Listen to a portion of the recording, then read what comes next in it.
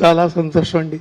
చాలా ఏం మాట్లాడాలో నాకు తెలియట్లేదు, మనసు మోగపోయినట్టు అయింది. అలాగే తెలుగులో చాలా మంచి మాటలు, అద్భుతమైన మాటలు. ఒక్కొక్క మాటకి ఉదాహరణకి చెప్పాలంటే,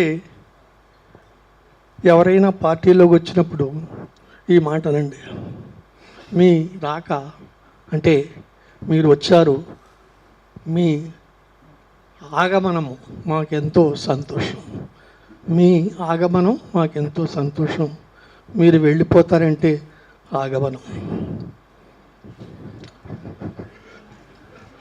ఆగమనం అన్న మాటలో చూడండి ఎంత అందం ఉందో. మీరు వచ్చారు, మీ ఆగమనం మాకెంతో సంతోషం, మీరు వెళ్ళిపోతారంటే ఆగమనం.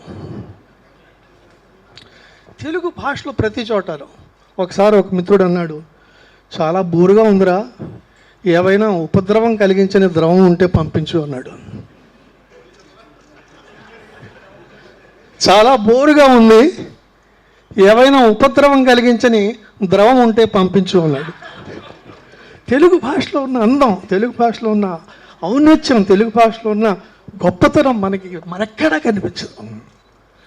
నన్ను చాలామంది అడుగుతారు, ఆప్కు తెలుగు మాలూమ్ హై క్యా అని.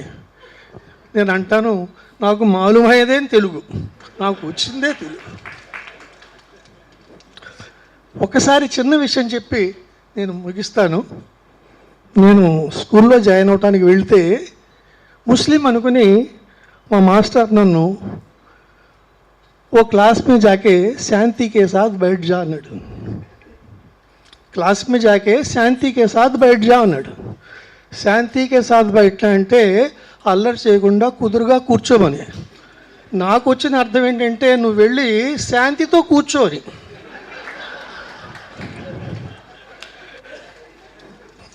ఎరక్కపోయి క్లాసులోకి వెళ్ళి ఇక్కడ శాంతి ఎవరు అని అడిగాను. కర్మ కొద్దీ అక్కడ ఒక శాంతి ఉంది, వెళ్ళి పక్కన కూర్చుండిపోయాను. ఒక్క కేక ఎంత గట్టిగా వేసిందంటే, అంత చిన్న వయసులో ఆవిడ శీలాన్ని నేను ఏదో చేసేంత పెద్ద కేక వేసింది. తర్వాత ఆ స్కూల్లో నేను ఉన్నంతకాలం నా జీవితంలో శాంతి లేకుండా చేసేసింది. తెలుగు చాలా గొప్ప భాష, చాలా మధురమైన భాష. తెలుగుని మనం అందరం కలిసి ఆనందిద్దాం. నాకు అవకాశం ఇచ్చినందుకు నమస్కరిస్తూ కృతజ్ఞత.